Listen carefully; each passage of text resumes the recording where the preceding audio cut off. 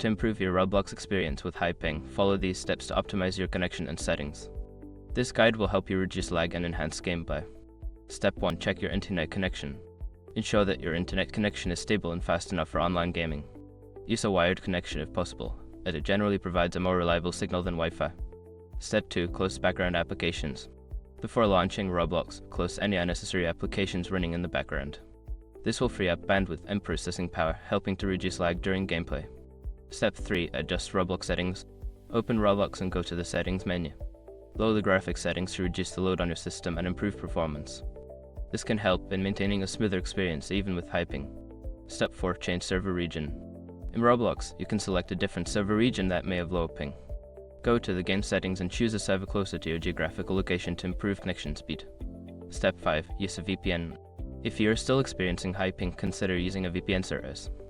A VPN can help route your connection through a faster server, potentially reducing latency and improving your overall gaming experience. By following these steps, you should be able to manage high ping issues in Roblox and enjoy a smoother gaming experience.